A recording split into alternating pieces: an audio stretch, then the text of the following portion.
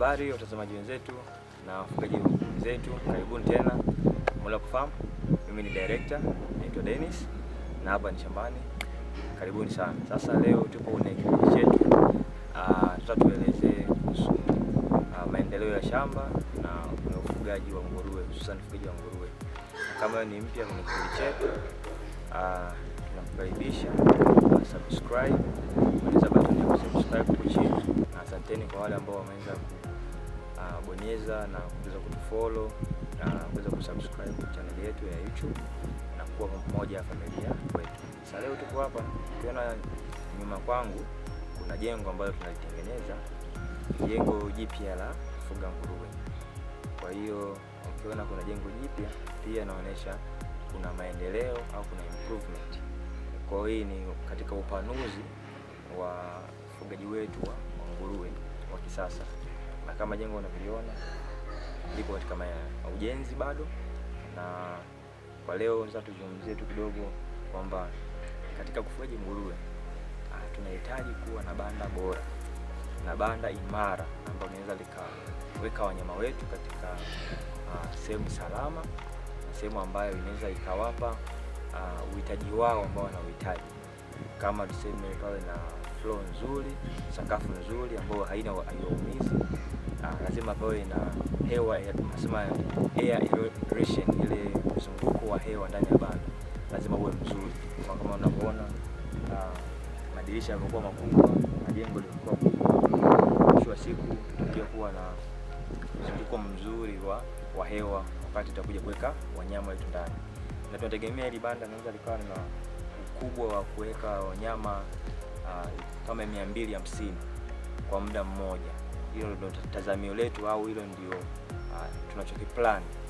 Kwa hiyo ukitaka kufuga lazima kuhakikisha utengeneze banda bora na banda ambalo linaweza likalast au likakaa kwa muda mrefu bila kuharibika, bila kushuka ubora wake, na wanyama wako ambao utakao wahifadhi kwenye hilo banda wanakuwa hapo salama katika na majanga ya uwizi, tuseme majanga ya kimbunga, majanga ya mvua kali.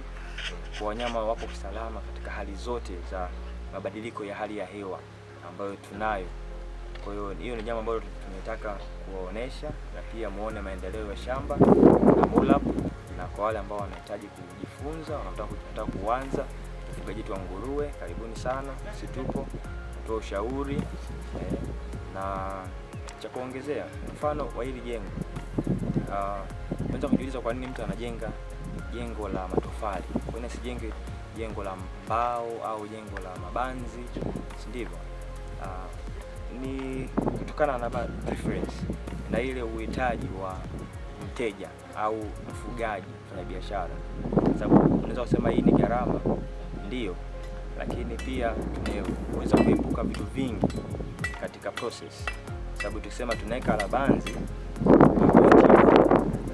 mazingira yetu sisi sio rafiki kwa kuweka jengo la banzi, sababu itakuwa linakaribisha wezi na tunapata uwizi. Na kutokana na mazingira yetu sisi tukaona haitotufaa kutengeneza banda la banzi au banda la mbao kwa ajili ya uwizi na matukio yalivyo mkoa wetu wa Pwani. Kwa wale ambao wapo katika mikoa ambayo ni rahisi kupata mabanzi au rahisi kupata mbao, wanaweza kujenga kwa majengo hayo kwa kuanzia, kupunguza gharama au kukata ile cost ya operation, lakini baadaye ukaimprove, ukabadilisha from mabanzi ukaweka concrete, matofali ambayo ni imara zaidi. Na tutaendelea kutoa video nyingine jinsi maendeleo ya banda linapoendelea, na kuonesha jinsi gani tutakwenda kugawa vyuma, na gani tutakwenda kuweka partition na finishing na kila kitu. Kwa tutaendelea kuonesha kila stage tunapoenda katika ujenzi huu. So karibuni sana na asanteni sana, na endeleeni kusubscribe, comment mawazo yenu. Kama ni mjenzi, unaweza kushare experience yako, na asanteni sana.